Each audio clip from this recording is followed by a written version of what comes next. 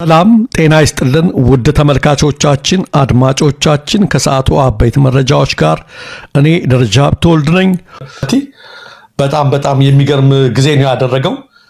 ቀደም ሲልም እንደተናገርነው በድብታ ድባብ ተውጦ የነበረውን ቆዝሞ የነበረውን የኢትዮጵያዊነት መንፈስ የሰዎችን መንፈስ የብዙዎችን መንፈስ ከዳር እስከ ዳር በአገር ቤት ብቻ ሳይሆን በውጭ ሀገራት ጭምር ባሉ ኢትዮጵያውያን ዘንድ ከላይ እስከ ታች ከቀኝ እስከ ግራ መነቃቃትን የፈጠረ አልበም ስራ ነው ቴዲ የለቀቀልን።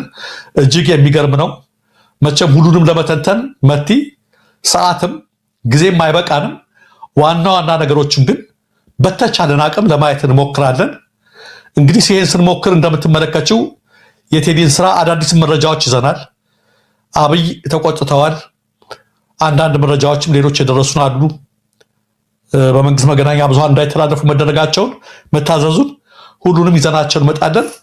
እንደው በትናንትና ባልደረቦቻችን ያሉበትን ነገር ቢሆን በስፋት ሊባልበት የሚገባ ነገር ስለሆነ እኛም የተወሰነ ነገር ማለት እንፈልጋለንና እስኪ ከእንትኑ እነሳ። ከዚህ ከታች ከሚታየው ከከቨሩ ኢትዮሪካ ከሚለው እያያችሁት ነው። እንግዲህ ኢትዮሪካ የሚለውን ከቨር ሁላችሁም ተመልከቱት። መቲ አረንጓዴ ቢጫና ቀይ ነው የሚታየው ጽሁፉ ኢትዮሪካ የሚለው አንበሳ የኢትዮጵያ ቋሚ ምልክቷ እንደሆነ ሁላችንም እናውቃለን። ዛሬ ከአየር መንገዱ ላይ እና ከአንዳንድ ቦታ ላይ ሊፍቁት ቢነሱም ቢሞክሩም ቴዲ አንበሳ በጣም ይወዳል። ሁሌም ስለሚል ነው ይህን አርማችንን አስቀምጦታል። በመካከል ላይ የስልጣኔ ቀደምት ነን እኛ አክሱም። እኛ ስለ አክሱም ስልጣኔ በምናወራበት ሰዓት ላይ አሜሪካ ገና ኮሎምቦስ አላገኛትም ነበር። አሜሪካ የምትባል ሀገር አትታወቅም ነበር። የ3000 ዘመናት ታሪክ የሚባለው የአክሱም ነው። ሆኖም አረንጓዴ ቢጫ ቀይ አድርጎ አይተሽ ከሆነ መካከል ላይ አክሱም ላይ እንትን ላይ በጥቁር ነው ያደረገው። ለከለር ኮምቢኔሽን ብቻ ተብሎ የተደረገ አይመስልም። እንግዲህ ደራሲው የኪነ ጥበብ ባለሙያው የጥበብ ሰው የሆነው ስራውን ሰጥቷል። እኛ የመተርጎም ደግሞ መብቱ ስላለን ማለት ነው። እኛ ከየንበት አንግል ነው። እንደምታውቂው መቲ አፍሪካም ላይ ጥቁር ተለብሷል። አፍሪካ መነሳት አለብሽ በአንድነት የሚል መልእክት አለው ሙዚቃው። ከዛም በላይ ግን አክሱም አካባቢ የሚገኘው እንግዲህ ወደ ሰሜኑ ኢትዮጵያ አካባቢ ነው። ወደ ሰሜኑ ኢትዮጵያ አካባቢ ነው። ይሄ ሰሜኑ ኢትዮጵያ አካባቢ በተለይ ካለፉት 7 ዓመታት ወዲህ ከፍተኛ ሀዘን ያስተናገደ ነው። ጦርነት ያስተናገደ ነው። በጣም ብዙዎች ያለቁበት ናይጄሪያዊ ቀድሞ መሪ ኦሉሴጉን ኦባሳንጆ እንደተናገሩት በሚሊዮን የሚቆጠሩ ወጣቶች ያለቁበት ነው። ከዛ ደግሞ አሁን የአማራ ክልል ጦርነቱ እየቀጠለ ስለሆነ እሱን ለመግለጽ ሄደ ይመስለኛል። ምክንያቱም ዶክተር ዮናስ ዘውዴ ሲናገሩ በቅርቡ እንደሰማናቸው በቴዲና በአገዛዙ መካከል ቂም ከተፈጠረባቸው ነገሮች መካከል አንዱ በሰሜኑ ጦርነት ወቅት እንዲቀሰቅስ ቴዲም በነ ጀነራል ባጫ ደበሌ አማካይነት ጥሪ ተደርጎለት በዚህ ነገር ላይ አልገባም አታድርጉኝ ብሎ እንደማያምንበት መናገሩ ነው። ያም ብቻ አይደለም። ከዛ በኋላ ባወጣው ናአት በተሰኘው ሙዚቃ ላይ ሰምተሽው ከሆነ ናአት እያረረ ሆዴ ብስቅ በማሽላ ዘዴ ናት አደም ይለኛል ደግሞ በነ ኡኡሬጌ የሚል ግጥም አለ። በጣም ሚስጥራዊ ቴዲ ሲናገር አይ በእሪታ በለቅሶ ላይ ደግሞ ይጋብዙኛልም እንደማለት ነው። እዛ ላይ መቼም ያ ናአት የተባለው ሙዚቃ ብዙ ነገሮችን ያየ ነው። መሐላውን የረሳ መሪ መሐላውን የረሳ ዛፍ ያለበልማል በእልፍ አላፍ ሬሳ እያለ የተጫወተበት ስለሆነ ስለዚህ የቴዲ ይሄ ኢትዮሪካ አልበም ከከቨሩ ነው የሚጀምረው። የህዝብን ብሶት መናገር ሚስጥሩን መናገር የሚጀምረው ከዚህ ከሚታየው ከቨር ነው። ኢትዮጵያ ጥቁር ለብሳለች። ሀዘን በተለይ በሰሜኑ አካባቢ አጥልቷል። ይሄ ግን የወደቀውን ነገር ወድቃ መቅረት የለባትም፣ ባንዲራው መነሳት አለበት እያለ የሚቀጥል ነገር ነውና ከቨሩን እኔ በዚህ መልክ ነው ያየሁት። ከዛ ወደ ሙዚቃዎቹ እንገባለን። ወደ ሌሎች መረጃዎች ከመግባታችን በፊት መቲ ወደ ሌሎች እዚህ ላይ ስለምንቆይ የቴዲ ሙዚቃ ላይ ስለምንቆይ በደንብ ወደ ግጥሞቹንም ስለምንገባ ባልደረቦቻችንም ወደዛ ሲመጡ እዛው ላይ ስለሆነ የምንቆየው ወደ ሌሎች መረጃዎች ብንሄድ ጥሩ ነው። ቴዲ ራሱ ማን ነው? ቴዲ ምን አይነት ስብዕና ነው ያለው? ለምንድን ነው ቴዲ በዚህ ደረጃ ላይ ከትልቅ ማማ ላይ ቁጭ ብሎ መውረድ ያልቻለው? እንደ ሌሎች ከያንያን ያው ከያኔን የራሱ የሆነ ሁሉም ተጽዕኖ አለው፣ የራሱ ተስጦም አለው። የሙዚቃም የባህልም የመሳሰሉትንም ነገር ይዞ ይመጣል፣ ያንን ይሰጣል። ቴዲ ግን ከዛ በላይ ነው። ከዚህ በፊትም ቃለ መጠይቁንም አይተዋል። የምታስታውሰው ከሆነ ፖለቲካም ይላል። ፖለቲካም ኢኮኖሚም ጠቅላላ ማህበራዊ ጉዳይም ሁሉም የሀገሪቷ ጉዳይ ይመለከተናል፣ ይመለከተኛል፣ እሱን ሁሉ ጨምሬ ነው ልሰራ የምፈልገው ብሏል። ለዚህ ይመስለኛል ቴዲ በሁሉም ዘርፍ ተቀባይነት ያለው። አንዲት ነገር አያገባኝም የሚለው ነገር የለም። ያገባኛል፣ ህዝቡ የኔ ነው፣ ሀገር የኔ ነው፣ የዚህ ሀገር ጉዳይ እንቅስቃሴ ይመለከተኛል ብሎ ኪነ ጥበቡን ይዞ ነው የሚመጣው። ያ ማለት ምንም ፖለቲካ አያገባኝም ብሎ ስላልተቀመጠ ይመስለኛል። ወይም የህዝቡ ኢኮኖሚ ወይም በአረብ ሀገር የሚንገላቱ እህቶቻችን ወይንም ጦርነቱ አይመለከተኝም፣ እኔ አርቲስት ነኝ፣ አርቲስት ደግሞ ይህ ነገር አይመለከተውም፣ ዝም ብሎ ዘፈን ላይ ወይም ግጥም ላይ ብቻ ነው አላለም። ሁሉም ጉዳይ የኔ ጉዳይ ነው ያለበትን ነገር በደንብ ነው ማስታውሰው እና ስለ ስብናውም እዚህ ክብር ላይ ያደረሰው ስራዎቹ በየጊዜው ከፍ እያሉ የሚመጡት ለምንድን ነው የሚለውን እንደው ብንነጋገርበት ጥሩ ይመስለኛል። ግን ዋና ዋና መረጃዎቻችንን በጠቅላላ ሀገሪቷ ላይ ያለውን ከፊት እናስቀድምና ተመልሰ ብንመጣ ምን ይመስላል ደረጃ? እሺ መቲ፣ እሺ እንዳልችው ወደ አንዳንድ መረጃዎች እንገባለን፣ ስለ ስብናውም እናደርጋለን። እንግዲህ በዚህ ረገድ ብዙ የምናያቸው ነገሮች አሉ። በነገራችን ላይ ተመልካቾቻችን ብዙ ሪከርዶች ተሰብረዋል። በዚህ አልበም ብቻ ከፍተኛ ቁጣ ቀስቅሰዋል። እዛም አካባቢ ላዮች አካባቢ ሁሉንም እንመለስበታለን። መቲሽ ከመረጃዎቹ ከሌሎች መረጃዎች እነሳና ወደዛ እንሂድ። አንቺ ከአዲስ መረጃዎች እነሳ እስኪ። እኔ ጋ ያሉት መረጃዎች አሁን በዚህ በተለይ በትምህርት ሚኒስቴር ላይ የወጣ ያለው ነገር ከትምህርት ሚኒስቴር ሰሞኑን በትምህርት ላይ ብዙ እንቅስቃሴዎች፣ ክርክሮች እየመጡ ነው ያሉት። እሱን አስመልክቶ ዛሬ ኢትዮጵያ ኢንሳይደር ላይ የሚወጣ አለ እና በጣም ከፍተኛ ቁጥር ያለው ተማሪ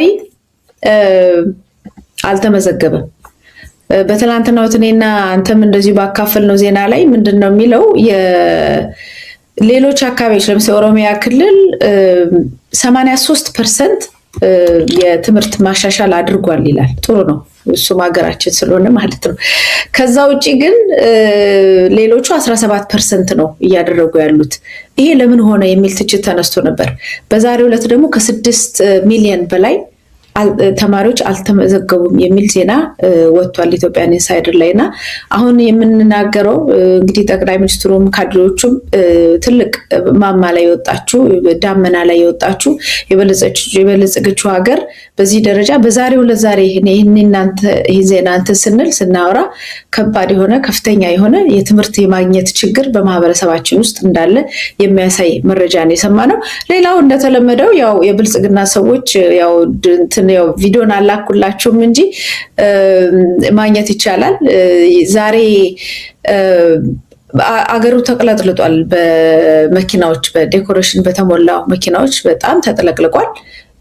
ኢትዮጵያ ወደ ተምሳሌት ሀገር ይላል በብልጽግና ፓርቲ የአዲስ አበባ ጽህፈት ቤቶች የሴቶች ክንፍ የምናምን ክንፍ ምናምን ብለው ከፍተኛ ቁጥር ያለው መኪና በልክ እንደ ሙሽራ ማለት ነው እንደ ሙሽራ እንትን ብለው አጅበው ምናልባት ለባልደረቦቼ ልካለው አጅበው እየተሽከረከሩ ነው ያሉት። ብዝህ አንድነትን የሚገልጸው የስንዴ ነዶ ምልክታችን ነው ብልጽግና ፓርቲያችን የአዲስ አበባ ቅርንጫፍ ጽህፈት ቤት ብለው ለጥፏል። ይህንን ዜና ማመጣበት ዋነኛው ምክንያት ማህበረሰቡ እንዲናደድ ነው እውነቱን ለመናገር። ምክንያቱም እየሆነብህ ያለውን ነገር ዝም ብሎ ችላ እያሉ እንደው ምን ይሻላል ምናምን እያሉ ማለፉ በራሱ የሚያመጣው ቁጣ አለ፣ የሚያመጣው ሞኝነት አለ፣ የሚያመጣው ክስረት አለ። እና እያደረጉ ያሉት ሰሞኑን እኔ እናንተ እያቀረብን ነበር። ሰዎች በጀሪካን ጸበል እንደ ጸበል ተሰልፈው 2 ቀን 3 ቀን እዛው አድረው ስንቃቸውን ይዘው እንትን የሚያገኙት ነዳጅ እነሱ ዛሬ እንደ ጉድ እየዞሩበት ነው። ምናልባት ቴክኒሻኖቻችን በኋላም ቢሆን ታወጡታላችሁ፣ ሊንኩን ልኬዋለሁ። በብዙ መኪናዎች ታጅበው እየዞሩ ነው ያሉት፣ ያው በቲሸርት እና በምናምን ያሉትን የነዳጅ እኔ እኮ 1 መኪና 2 መኪና እኮ መያዝ ይቻላል። ይህን ሁሉ መኪና እያዞሩ ካምፔን ማድረግ አንደኛ ንብረቱ የህዝብ ነው፣ ገንዘቡ የህዝብ ነው፣ ነዳጅ ደግሞ የለንም። እንደዚህ አይነት ፍርደ ገምድልነትንም እያየ ለመሸፈን ነው የትሄድን ነገር ለመሸፈን ብዙ ሆኖ ለመውጣት ነው የተደረገው ሂደት፣ ግን አልተሳካም። ያው ጉዳት ላይ ጥለውናል ለማለት ነው። እነዚህን ሁለቱን ላካፍል ደረጃ። አዎ በኔ ጋር ካሉት መረጃዎች ደግሞ መቲ ጠዋት እንደተነጋገርነው በትግራይ ያለው ውጥረት እየበረታ ነው ብዬ ነበረ። የሌተናል ጀነራል ታደሰ ወረደን ስልጣን አንቀበልም ብለው ነበረ። ነገር ጠዋት እንደተነጋገር ነው።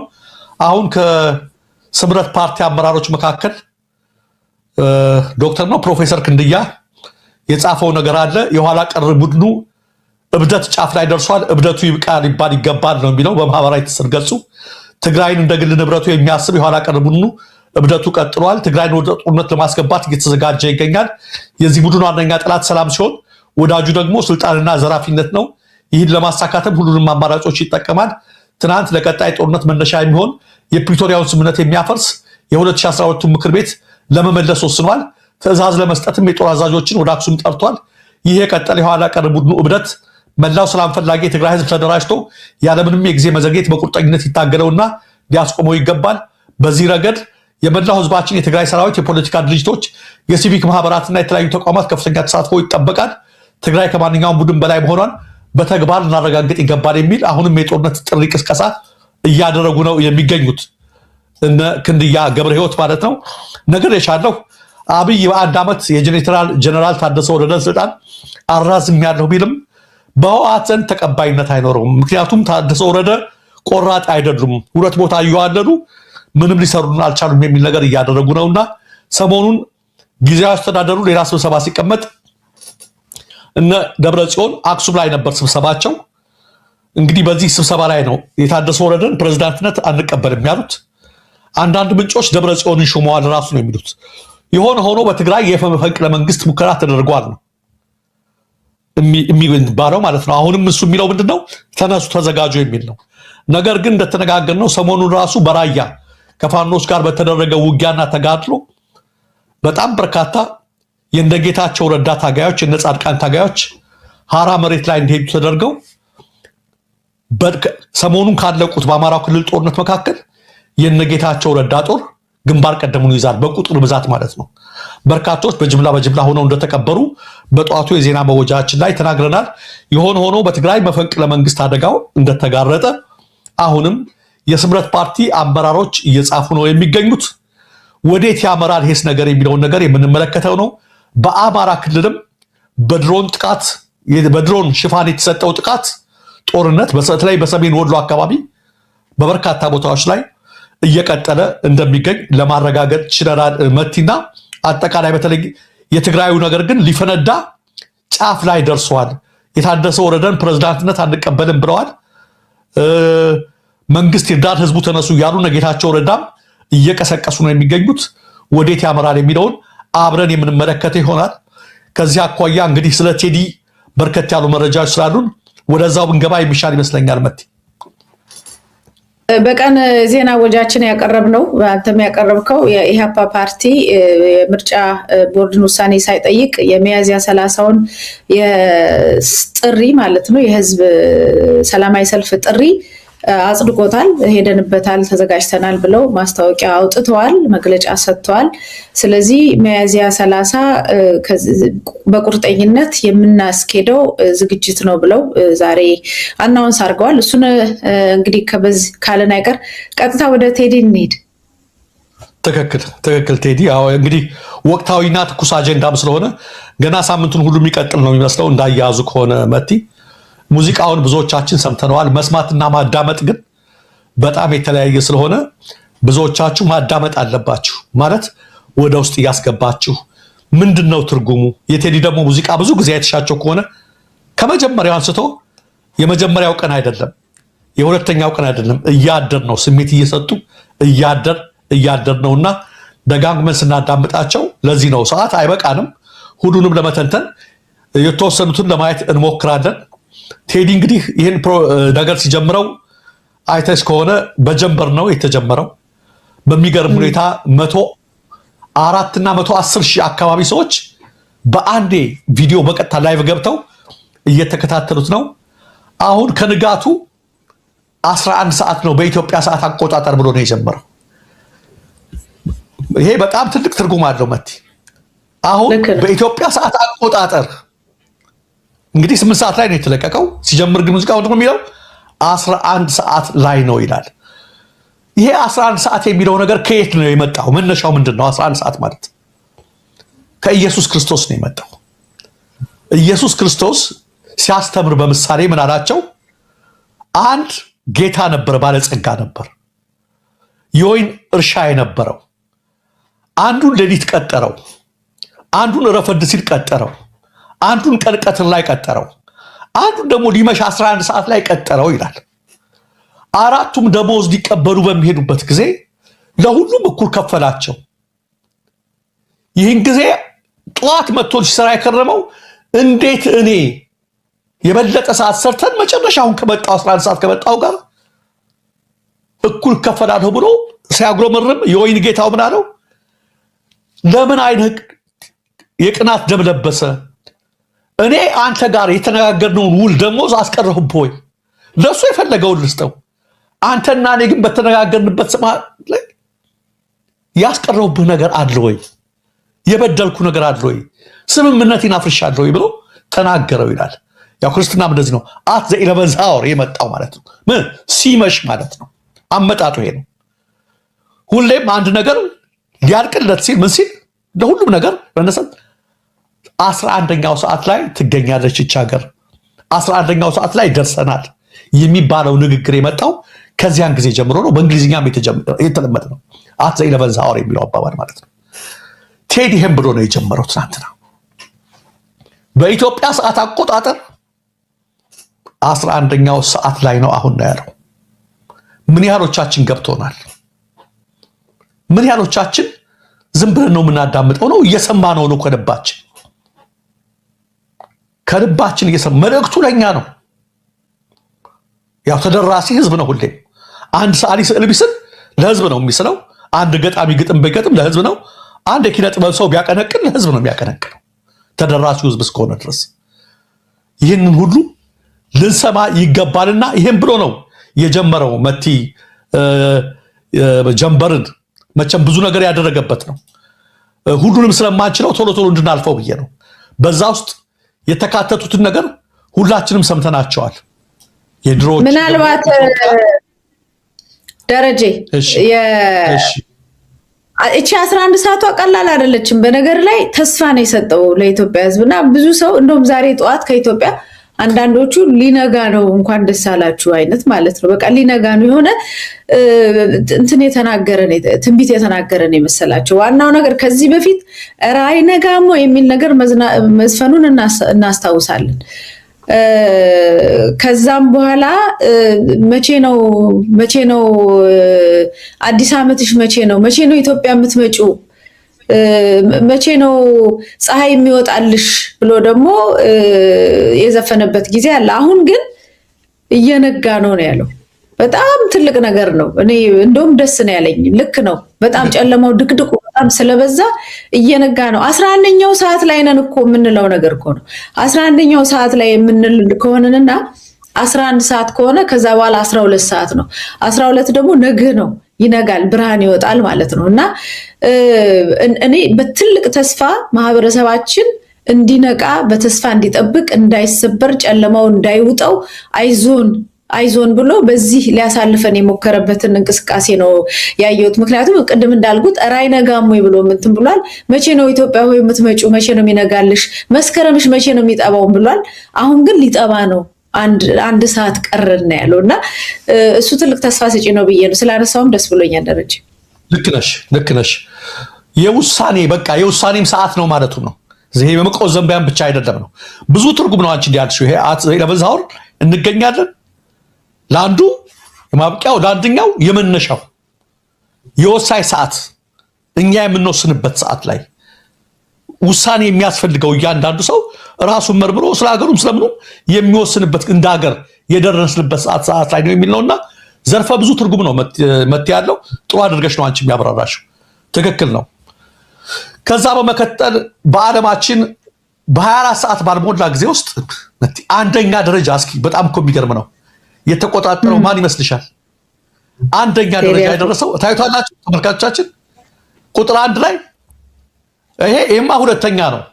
ይሄ ሁለተኛ ቅድም ነው ከሰዓታት በፊት ነው። ሌላ አለ አንደኛ መጨረሻ ላይ የላክ ነው እንደምትመለከቱት ሌላ አለ። ይሄ 24 ሰዓት ባልሞላ ጊዜ ውስጥ በአንደኛ ደረጃ ላይ አሁን ከአንድ ሰዓት በፊት ማን ደረሰ መሰላችሁ?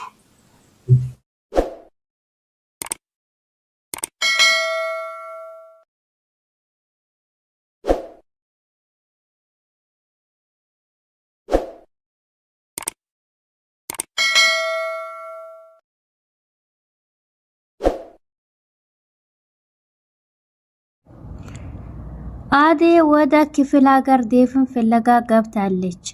ሄሉ ከአበባ ጋር ተጣልታ ከአጎቷ ጋር ሄዳ ተመልሳ ተገናኝታለች። አበባም በጣም ደንግጧል። ያላሰበው ነገር እንግዲህ አንተ እንዲህ ብልሃል በማለትም ከሌላ ሰው ጠርጥረው ወደ አጎቴ ጋር ሄዳለሁ በማለትም ተነስታ ሄዳለች ማለት። ዴቭ ሳያስቡት እጃቸው ላይ ጸጥ አለባቸው። አሰላሙ አለይኩም ወራህመቱላሂ ወበረካቱ። ሰላም ጤና ይስጥልኝ። የተወደዳችሁ የተከበራችሁ ቻናሌ ቤተሰቦች ሰላም እዝነት ፍቅር አይለያችሁ እያልኩኝ እንግዲህ ለድምጼ ጥራት ይቅርታ እየጠየቅኩኝ ትንሽ ጉንፋን ይዞኛል ማለት ነው። ዛሬ ይዤላችሁ የመጣሁት ሰራተኛዋ አደይ ክፍል 231 ነው ይዤላችሁ የመጣሁት። እናንተም እንግዲህ ቪዲዮን በላይክ እና በሼር ጀምሩት እያልኩኝ እንግዲህ አብረን እንፈታፍታለን ማለት ነው። ሰራተኛዋ አደይ ዴፍን ፍለጋ ወደ ክፍለ ሀገር ሄዳለች። ምክንያቱም ዴፍን አፍኖ በወሰዱት በኋላ ዴፍ ይኑር አይኑር አታቅም። ዴፍን ስትፈልገው ወደ ክፍለ ሀገር ሄዷል። በእናቷ የመጣው መዘዝ ወደ ክፍለ ሀገር ደርሷል ማለት ነው። ዴፍን ልታገባም ተብላ የመጣችው ሴትዮዋ ዴፍን አሳፍና እንግዲህ ወደ ክፍለ ሀገር ወርውረዋለች። ሆኖም ግን ዴፍ ሲፈለግም የጠፋበት በኋላ ስልክ ተደውሎ እንግዲህ ዴፍ ያለበት ቦታ ታውቋል። ዴፍም የት እንዳለም እንግዲህ ለፍቅር እናት ተነግሯታል። የፍቅር እናት በጣም ተወጥራ በጣም ተጨንቃ ነበር ዴፍም ወደ ክፍለ ሀገር እንደሆነ። እናም ለአዴም ደግሞ ብርሃን ደውላ እዛ እንደሆነ ነግራታለች። ዴፍም እንግዲህ እዛ ከሆነ እኔም እሄዳለሁ በማለትም አዴ ዴፍን ተከትላ ወደ ክፍለ ሀገር ሄዳለች። አዴ ካልመጣች አንተ አትለቀቅም፣ ስለዚህ አዴ እዚህ ትምጣና አንተን ደግሞ እንለቀሃለን በማለትም አናግሮታል ማለት ነው። ዴቭም ግራ የገባው ለምን እዚህ ድረስ አመጣችሁኝ በምን ጥፋቴ ነው በማለትም እነጫኔ ሲጠይቃቸው እንግዲህ አንተ ሴትን ያኮበለልከ በማለትም አባቷ መርጦ ፈቅዶ ወዶ ይዲራታለው ያላትን ሴት አንተ ልታገባት መቼም አታገባትም በማለትም እንግዲህ አዴን እጃቸው ላይ ካረጉ በኋላ ዴቭን ደግሞ እንደሚለቁት ነው የነገሯት። አዴም እንግዲህ እሱን ተከትላ ወደ ክፍለ ሀገር ተነስታ ሄዳለች ማለት ነው። ሄሉና አበባ ተጣልተዋል።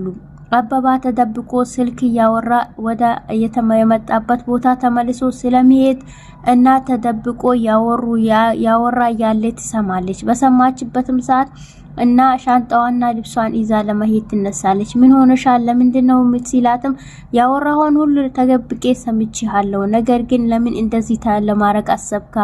እኔ ማንም የለኝም በማለት ነው እንደዚህ የምታረገው ወይ? እኔም የምወደውና እንትን ማከብራ አጎቴ አለኝ፣ ስለዚህ ወደሱ ይሄዳለሁ በማለትም ልብሷንና ሻንጣዋን ጠቅልላ ወደ አጎቷ ሄዳለች። አጎቷም ለአዴ እናት አራ እኔ በጣም ግራ ገብቶኛል፣ ያገባታ እንደሆነ በክብር ያግባት ትውለድ፣ በክብር ማያገባት እንደሆነ ይፍታት በማለትም ለአዴ እናት ያናገራት ነበር። በዛን ሰዓትም እሱም ያናገራት ያለ ለብርሃን ሄሉ ደርሻለሁ ተቀበይኝ በማለትም ትደውልላታለች። ብርሃንም ግራ ገብቷት ማዬ መጣሁኝ ስልከና ግሬ በማለትም ወጣ ትሄዳለች ማለት ነው። በዛን ሰዓትም እንግዲህ እሷም ሄሉ አግኝታ ለምን መጣሽ ብላ ስጠይቃት እኔ ከአባቴ ጋር እኔን ጥሎ ለመሄድ አስቧል፣ ስለዚህ እንደዚህ ማረግ አልነበረበትም፣ እኔም ለዛ ነው ትቼ የመጣሁኝ፣ እንዴት ትቶኝ ይሄዳል በማለትም ለብርሃንም ነግራታለች። አዴው ወደ ክፍለ ሀገር እናትዮ ምን ሆናውን በማለትም በሐሳብ ያለችም እነዚህ ልጆች ወዴት ሄዱ በማለትም እንግዲህ አዴን የጠበቀቻት እናትዮ ጋር ገብታለች። እናትዮም በጣም ደስ ብሏት እንዴት መጣሽ ሳትነግሪኝ በማለትም እሷንም ክፋርጋ እንግዲህ ታናግራታለች። በዛን ሰዓትም እኔና አንቺ በቃ አባታችን ጋር እንሄድ በማለትም አጎትዮ መጥቶ ሲያናግራት በቃ ሄደን እናየዋለን ዴፍ ያለበት ቦታ ማየት አለብን በማለትም ብርሃንና እሷ እየሄዱ ያሉ አጎትዮን መንገድ ላይ ያገኙታል። አጎትዮም የት ነው ያለው ዴፍ በማለትም ብሎ ሲጠይቁት ዴፍ ሞቷል ብለህ ነግራቸው እንዳይሆን በማለትም አለልኝን ሲነግራራ እኔ አልተናገርኩም ምን ሞቷል በማለትም አዴት ትደነግጣለች።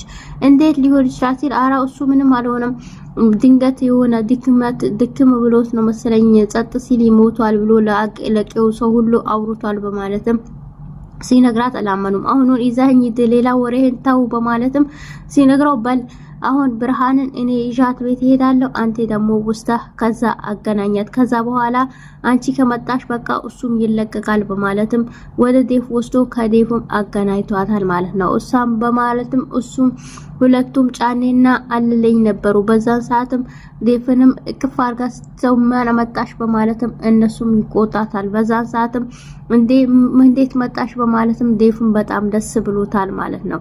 እሷም ያወራችሁ ያለ ልታወራውም ከልክሏት እንግዲህ አባትሽ እስከሚመጣ ድረስ እዚሁ ነው የምትሆኚው በማለትም እንግዲህ ያወራታል። እናትዮም ሄዳ እሷ እዛ ቀርታለች ሂጂ ብሏታል። እኔ ደግሞ ተበልሻለሁ በማለትም ስነግ በጣም ተናዳለች። እኛም እንግዲህ ሄደን እናናግራቸው በማለትም ሁለቱም ያወሩ ነበር ማለት ነው። ቤተሰብ ቀጣዩ ቪዲዮ ይዘን እንመጣለን። እስከዛው ቪዲዮ ላይክ ሼር ያረጋችሁ ቤተሰብ ሆኖ ተቀላቀሉ እንላለን። ወሰላሙ አለይኩም